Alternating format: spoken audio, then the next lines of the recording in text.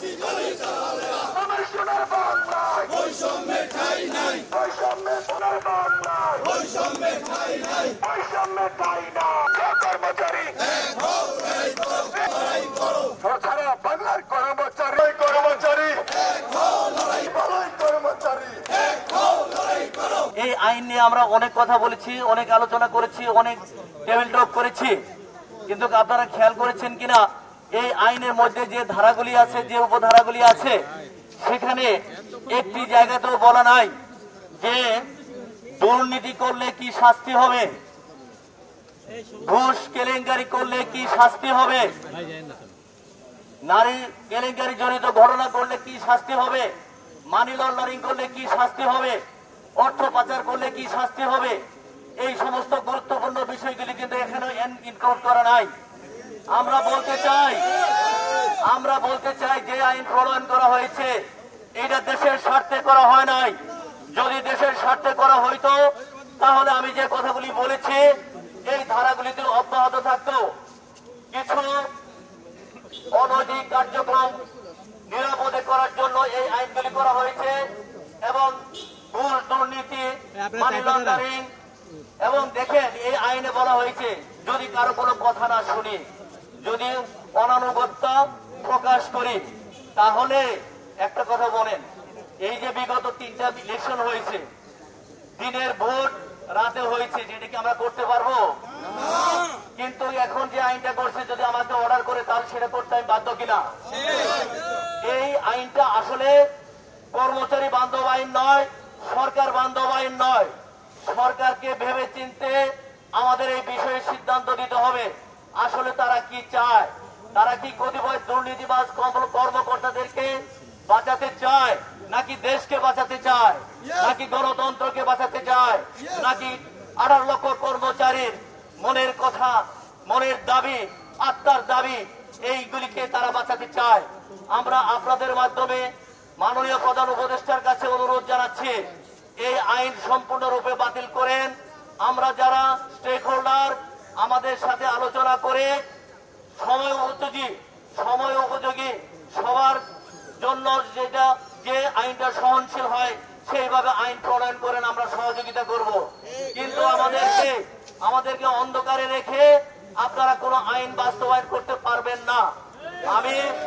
আমি স্পষ্ট ভাষায় বলে দিতে চাই যে আইনে ঘুষ দুর্নীতির কথা বলা নেই, যে আইনে নারী অধিকারের কথা বলা নেই, যে অধিকারে মানি লন্ডারিং এর কথা বলা নেই, যে আইনে অর্থ পাচারের কথা বলা নেই, যে আইনে ফ্যাসিস্টবাদী সরকারের চেয়েও দ্বিগুণ ফ্যাসিস্টবাদী সরকারের একটা কালো ছায়া দেখতে পাই, সেই আইন আমরা চাই না।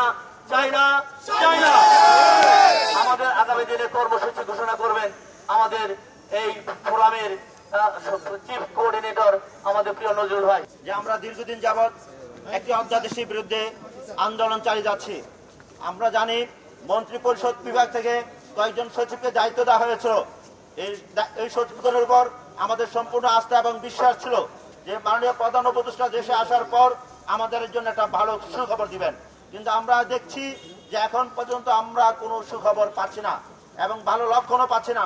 আমি আপনাদের মাধ্যমে জেনে দিতে চাই, মাননীয় অর্থ উপদেষ্টা, আপনি যেই কারণে এই কালো অধ্যাদেশ জারি করার উদ্যোগ নিয়েছিলেন এনবিআর কে নিয়ে, সেই এনবিআর আন্দোলনের কারণে আপনি এনবিআর সেই বিষয়গুলো স্থগিত করেছেন, কিন্তু সচিবালয়ের মতন একটা স্পর্শকাতর এরিয়ায় এবং সারা বাংলাদেশে 18 লক্ষ কর্মচারী ভাগ্য নিয়ে যে কালো অধ্যাদেশ করা হয়েছে, সেই অধ্যাদেশটা কেন এখন বাতিল করা হচ্ছে না সেটা আমরা বলে দিতে চাই যে আমাদের যে শান্তিপূর্ণ সুশৃঙ্খল ভাবে যে আন্দোলন, সেটাকে দুর্বলতা পাবার কোন সুযোগ নেই, কারণ এখানে 18 লক্ষ কর্মচারী জড়িত আছে। এই 18 লক্ষ কর্মচারী যদি মাঠে নামে তাহলে সরকারের ভাবমূর্তি নয়, দেশের ভাবমূর্তি দারুণ ভাবে ক্ষুণ্ণ হবে। আপনাদেরকে সতর্ক ভাবে পদক্ষেপ নেওয়ার জন্য অনুরোধ করছি। আমি বলে দিতে চাই, এই সচিবালয় যারা চাকরি করে তারা সরকারের অনুগত এবং শান্তিপ্রিয় জনগণ। আমরা কঠোর কর্মসূচি না দিয়ে শান্তিপূর্ণভাবে স্মারকলিপি দিয়ে যাচ্ছি। এই স্মারকলিপির পরও যদি আপনাদের কানে এই মেসেজগুলো না যায়, এই মার্শাল অর্ডিন্যান্সকে যদি আপনি এই তথ্য এই সরকার আমলে, অন্তর্বর্তীকালীন সরকার আমলে চাপিয়ে দিতে চান, তাহলে এটা বোকার স্বর্গে বাস করবেন। এই কর্মচারীকে শাক দিয়ে মাছ ডাকার মতো আপনারা যে পরিস্থিতি তৈরি করছেন, এটা খুবই দুর্ভাগ্যজনক এবং আমাদের জন্য একটা কলঙ্কজনক অধ্যায় থাকবে যে এই বর্তমান সরকারের আমলে আমরা এই ধরনের একটা কালাকানুন পেয়েছি। আমি সাংবাদিক বন্ধুগণের মাধ্যমে জানাতে চাই, এনবিআর আন্দোলনের কারণে যে পদক্ষেপগুলো স্থগিত করা হয়েছে, অনতিবিলম্বে এই সচিবালয়ের কালো অধ্যাদেশ দ্রুত বাতিল করার জন্য ঘোষণা আসুক। আমাদের এই কর্মসূচি আমরা চলবে, অব্যাহত থাকবে। এই মুহূর্তে আমি আপনাদের সামনে বক্তব্য রাখার জন্য অনুরোধ করছি বাংলাদেশ সচিবালয় কর্মকর্তা কর্মচারী ঐক্য ফোরামের। আচ্ছা, কর্মসূচিগুলো বলে দিচ্ছি। কর্মসূচি হচ্ছে আজকে হচ্ছে আমাদের তথ্য ও সম্প্রচার মন্ত্রণালয়ের দায়িত্ব মাননীয় উপদেষ্টা জনাব মাহফুজ আলম সাহেবের কাছে আমরা স্মারকলিপি দেব।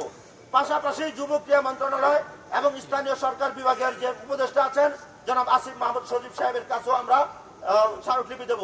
এই দুইটা আর স্মারকলিপি দেওয়ার পর আগামীকালকে যেহেতু ঈদ চলে আসতেছে, ঈদুল আজহা, আগামীকালকে আমাদের কর্মসূচি থাকবে। আগামীকালকে আমরা নতুন ভাবে স্মারকলিপি দেব এবং মাননীয় অর্থ উপদেষ্টা এবং মাননীয় আইন ও বিচার বিষয়ক সংসদ বিষয়ক মন্ত্রণালয়ের মাননীয় উপদেষ্টা জনাব আসিফ নজরুল স্যারের কাছে আমরা আগামীকালকে স্মারকলিপি দেব। এই মুহূর্তে আপনাদের সামনে সংক্ষিপ্ত বক্তব্য রাখবেন বাংলাদেশ সচিবালয় কর্মকর্তা ও কর্মচারী ঐক্য ফোরামের